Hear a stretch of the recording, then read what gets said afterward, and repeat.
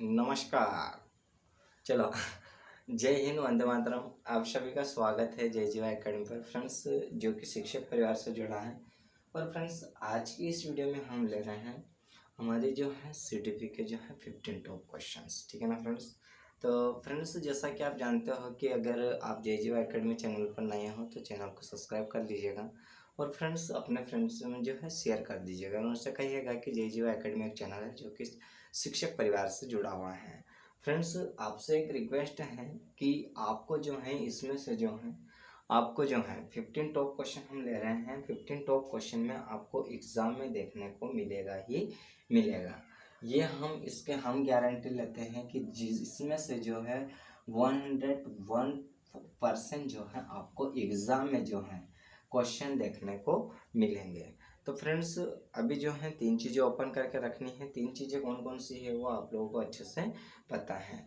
तो जैसा कि अभी जो है हम बातें कर चुके हैं, अभी हम जो है वीडियो स्टार्ट करते हैं कि मोदी जी की आवाज़ में बोल दिया जाए कि सभी मेरे भाई और बहनों, काम हो गया हो तो इधर आ जाइए।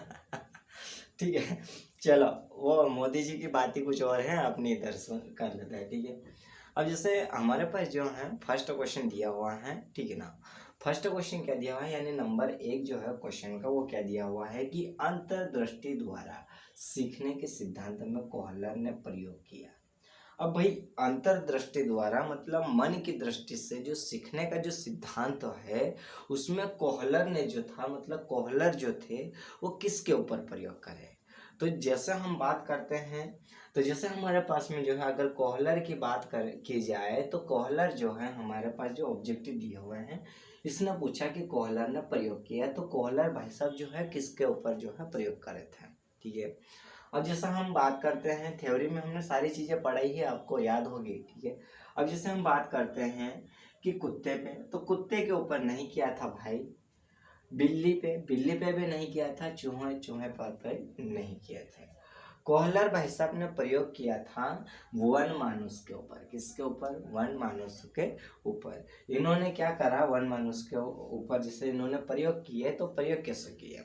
इन्होंने एक पिंजरे में, या मान लो एक बंद कमरे में, ठीक है ना, एक बंद कमरे में इन्होंने क्या करा, केले को जो है छत पर लटका दिया और उस कमरे में जो है उस वन मानुस को रख दिए। ठीक है, जब वन मानुस को भूख लगी तब वो क्या करे, चिंपांजी भी बोल सकते हैं वन मानुस को। तो चिंपांजी जब वो जो केले छत पे थे, तो उसको जब भूख लगी ना, तो वो क्या है, कूद कूद कर जो है केले मतलब लेने की कोशिश कर रहा था।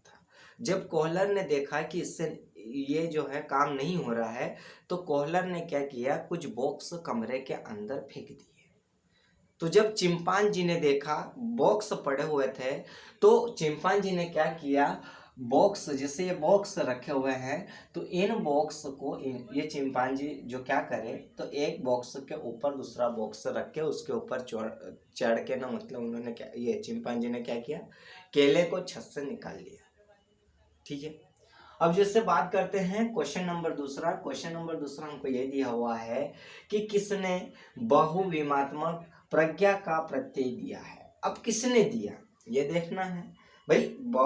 जो है बहुविमात्मक प्रज्ञा का जो है प्रत्यय दिया है, तो किसने दिया है ये भी हमको देखना पड़ेगा। तो जैसे हमारे पास में जो है ऑब्जेक्टिव देखने को मिलते हैं, स्पीयरमैन, गोलमैन, गार्डनर या जॉन मेयर। तो फ्रेंड्स, ना स्पीयरमैन होगा, ना गोलमैन होगा और ना ही जॉन मेयर होगा। इसका राइट आंसर कौन सा होगा? गार्डनर होगा। इसको लॉक कर दीजिएगा। हमारा थर्ड नंबर का जो ऑप्शन है, सी नंबर का है, उसको लॉक कर दीजिएगा, वही हमारा राइट आंसर होगा। और फ्रेंड्स, एक बात और आपको याद दिला दे कि अगर आप नोट्स तैयार करना चाहते हो तो नोट्स भी तैयार कर सकते हो। अब जैसे हम बात करते हैं तीसरे नंबर के क्वेश्चन की। तीसरा नंबर क्वेश्चन क्या कहता है कि निम्न में से कौन सी अवस्था ब्रूनर के संज्ञानात्मक विकास सिद्धांत का अंग नहीं है। अब भाई, इसने जो है क्वेश्चन किया है निगेटिव, नकारात्मक बात की है, तो हमको आंसर भी कौन सा निकालना पड़ेगा? नकारात्मक ही निकालना पड़ेगा। ठीक है, संज्ञानात्मक विकास सिद्धांत का अंग नहीं है बोला है। किसका? संज्ञानात्मक सिद्धांत का जो विकास का जो सिद्धांत है उसका अंग नहीं है। तो वो कौन सा अंग नहीं है उसको थोड़ा ध्यान से देखिएगा। तो जैसे हमारे पास में ऑब्जेक्टिव दिया हुआ है, ऑब्जेक्टिव क्या दिया हुआ है? प्रतिबिंबात्मक अवस्था, अंतःप्रज्ञा अवस्था, क्रियात्मक अवस्था या संकेतात्मक अवस्था। तो यह हमारे पास जो है ऑब्जेक्टिव दिए हुए हैं। तो मेरे प्यारे फ्रेंड्स, इसका जो है ना तो प्रतिबिंबात्मक अवस्था होगा, ना ही क्रियात्मक अवस्था होगा और ना ही संकेतात्मक अवस्था होगा। इसका राइट आंसर हमारा कौन सा होगा? अंतःप्रज्ञा अवस्था होगा। तो लॉक कर दीजिएगा ऑप्शन नंबर बी पर, ठीक है ना। अब हम बात करते हैं क्वेश्चन नंबर चौथे की। क्वेश्चन नंबर चौथा क्या कहता है उसको भी थोड़ा ध्यान से पढ़िएगा, ठीक है ना। हर भाई हर बहन से हमारा ये रिक्वेस्ट है कि आप लोगों को जो है शुरू से अंत तक हमारे साथ बने रहना है, ठीक है। अब क्वेश्चन नंबर 4 क्या है उसको थोड़ा ध्यान से देखिएगा। निम्न में से किसने अधिगम सिद्धांत का प्रतिपादन नहीं किया? अब भाई इसने जो है निगेटिव जो है नकारात्मक बात की है कि इसमें जो है तो अधिगम सिद्धांत जो है तो उसका प्रतिपादक कौन नहीं है, ऐसा इसने पूछा है। तो जैसे हमारे पास में ऑप्शन में देखने को मिलते हैं, ऑप्शन में क्या है थोड़ा उसको ध्यान से देखिएगा। स्किनर दिया हुआ है, कोहलर दिया हुआ है, थार्नडाइक दिया हुआ है और बीए ब्लूम भाई साहब को दिया हुआ है। तो इसका राइट आंसर कौन सा होगा? इसका राइट आंसर हमारा कौन सा होगा?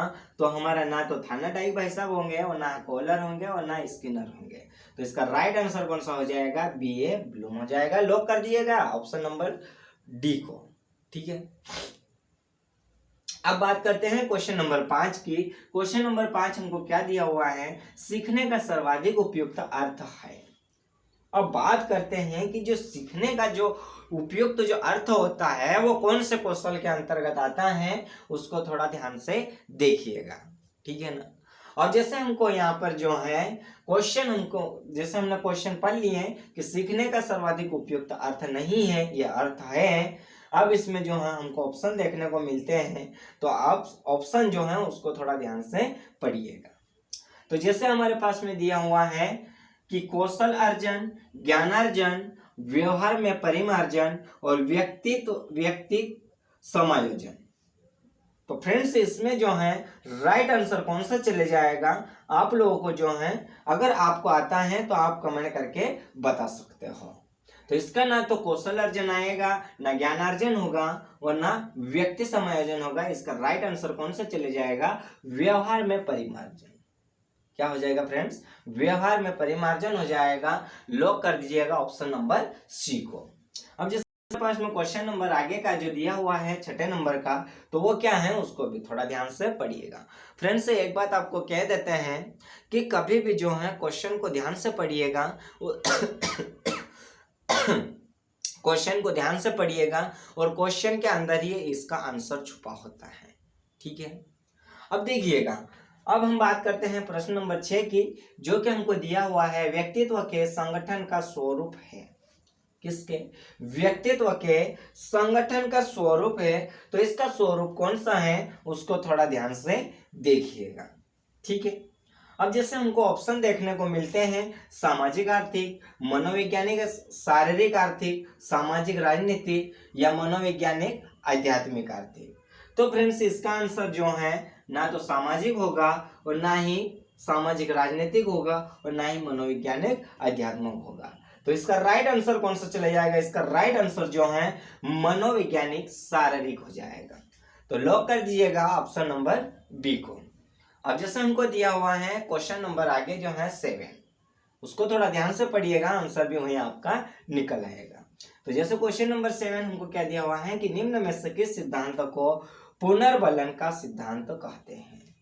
अब इसने पूछा, यहाँ सिद्धांत दिए हुए हैं और इस सिद्धांत में दूसरा नाम दिया हुआ है पुनर्बलन का सिद्धांत कहते हैं। तो पुनर्बलन सिद्धांत का दूसरा नाम क्या है वह हमको ढूंढना है, ठीक है ना। तो फ्रेंड्स थोड़ा ध्यान से देखिएगा, आपका जो है यहीं पे आपको जो है क्या है आंसर देखने को मिल जाएगा, ठीक है। तो पुनर्बलन का जो है सेकेंड नाम क्या है उसको थोड़ा ध्यान से देखिएगा। तो हमारे पास ऑप्शन दिए हुए हैं, उद्दीपन का सिद्धांत दिया हुआ है, शास्त्रीय अनुबंधन सिद्धांत दिया हुआ है, क्रिया प्रस्तुत अनुसंधान सिद्धांत या सूझ का सिद्धांत। तो फ्रेंड्स इसका राइट आंसर कौन सा हो जाएगा? तो इसका जो हो जाएगा उद्दीपन बिल्कुल भी नहीं होगा, हमारा शास्त्रीय अनुसंधान ये भी नहीं होगा और ना ही सूझ का सिद्धांत। हमारा कौन सा हो जाएगा? तो पुनर्बलन का सिद्धांत जो है उसका दूसरा नाम क्या है? तो क्रिया प्रसूत अनुबंधन का सिद्धांत। ठीक है, तो इसका राइट आंसर हमारा तीसरा नंबर का हो जाएगा, लॉक कर दीजिएगा ऑप्शन नंबर सी। अब हम बात करते हैं क्वेश्चन नंबर 8। क्वेश्चन नंबर 8 क्या दिया हुआ है? तो बाल विकास में, अब बाल विकास में क्या भाई, ये भी हमको देखना पड़ेगा, ये पेडालॉजी का क्वेश्चन है। ठीक है, अब बाल विकास में, तो बाल विकास में क्या, तो इसको जो है पूरा ऑब्जेक्टिव को थोड़ा ध्यान से पढ़ना है, फिर हमको आंसर निकालना है। तो प्रक्रिया पर बल है, बिल्कुल राइट है भाई कि प्रक्रिया पर बल तो है। वातावरण और अनुभव की भूमिका पर बल है, यह बिल्कुल सही बात है कि वातावरण मतलब क्या, वातावरण अच्छा होना चाहिए, अनुभव होना चाहिए, यह भी बिल्कुल राइट हो जाएगा। अब हम बात करते हैं ऑप्शन जो है सी, गर्भावस्था से किशोरावस्था तक अध्ययन होता है, यह बिल्कुल सही बात। अध्ययन होता है गर्भावस्था से लेकर किशोरावस्था तक, बिल्कुल सही बात है, तो ये भी सही हो जाएगा। इसका मतलब हमारे पास में आंसर कौन सा चले जाएगा? उपयुक्त सभी। कौन सा चले जाएगा फ्रेंड्स? उपयुक्त सभी। ठीक है ना। अब फ्रेंड्स हम बात करेंगे क्वेश्चन नंबर 9, बट उसके लिए जो है आप एक बार नजर मार लीजिएगा, तब तक हम जो है पानी पी लेते हैं। ठीक है ना, नाराज नहीं होना है।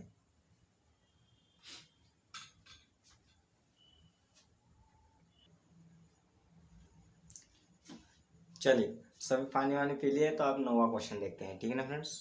तो जैसे हमारे पास में 9वां क्वेश्चन दिया हुआ है कि पाठ्य सहगामी क्रियाएं मुख्यतः संबंधित हैं। अब जो पाठ्य सहगामी है वो किससे मतलब संबंधित है, ये पूछा है। ठीक है ना।